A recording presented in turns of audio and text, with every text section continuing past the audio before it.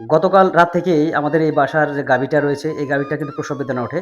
তো রাত থেকে আমরা বেশ কবার ওখানে ঘোরাঘুরি করি কিন্তু রাতে প্রসব বেদনা উঠে কিন্তু গাভীটা যে বাছুর যে প্রসব করবে এমনটা বোঝা যায় না। তো আমার ছোট ভাই রিজু বলল যে, "ভাইয়া চলো যাই দেখি কি অবস্থা?" তো গিয়ে দেখলাম যে না তখনও কোনো সমস্যা হয়নি।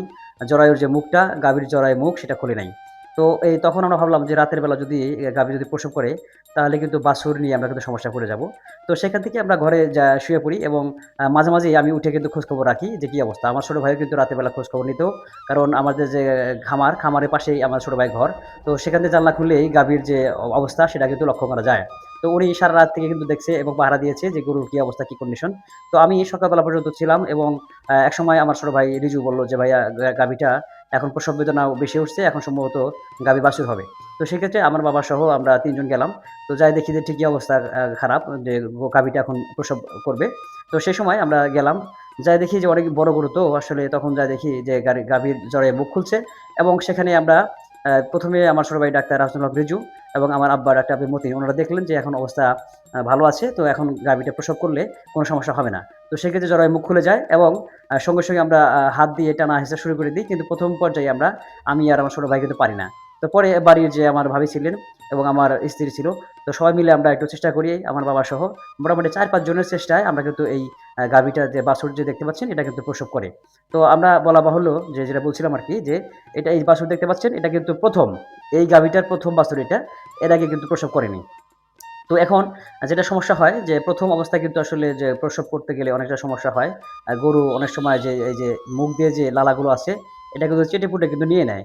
তো অনেক সময় দেখা যায় যে গরু কিন্তু এই অনেক নতুন গরু যখন আমরা এই গাভীর যে বাচ্চাগুলো হয় তখন কিন্তু ওই যে উপরে যে ময়লাগুলো থাকে, আবরণগুলো থাকে সেটা কিন্তু ওরা নেয় না।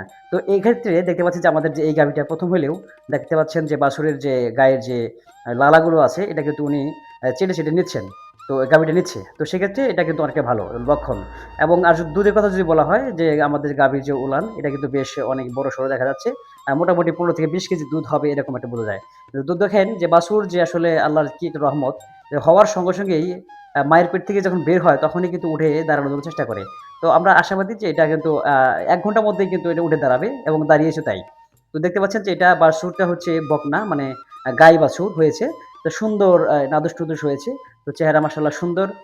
মা হচ্ছে কালো সাদা এবং বাছুরটাও সাদা এবং কালো মিশ্রণ হয়েছে। তো এক্ষেত্রে দেখতে পাচ্ছেন যে আমার মা সহ আমরা সবাই মিলে কিন্তু এটা তদারকি করছি। এবং এই মুহূর্তে আমরা ছালা দিয়ে পেঁচিয়ে তাকে দূরত্ব এবং নিরাপদ দূরত্বে নিয়ে এসেছি। তো এখানে দেখতে পাচ্ছেন যে আমাদের আসলে যারা খামার পালন করি, যারা গরু লালন পালন করি, সেক্ষেত্রে আমাদের সবচেয়ে বড় অর্জন হচ্ছে যে বাছুর উৎপাদন। এটা দেখতে পাচ্ছেন যে আসলে আড়িয়া গরু বা ষাঁড় গরু পালার মধ্যে কিন্তু সার্থকতা হচ্ছে কি যখন বড় হয় গোস্ত মাংস হয়ে যায়, আমরা তখন বিক্রি করি। আর এক্ষেত্রে যখন আমাদের বাড়ি যে গাভী আছে, আমরা দুধ যারা দুগ্ধজাত করি বা দুধ বিক্রি করি এবং খামার চলে, সেক্ষেত্রে এই গাভী যখন হয় বা যখন প্রসব করে তখন কিন্তু আমাদের একটা উৎসব মনে হয়। যে মনে হয় যে সদস্য একজন বাড়লো, বাসার সদস্য একটা নতুন মেহমান হলো। তো এই আমাদের খামার নতুন মেহমান। তো আমরা তাদেরকে স্বাগত জানাচ্ছি এবং আল্লাহকে ধন্যবাদ জানাচ্ছি যে নির্বিঘ্নে প্রসবটা হয়েছে, কোনো সমস্যা হয়নি। তো ইনশাআল্লাহ এ ধরনের আমরা ভিডিও আরো দিব।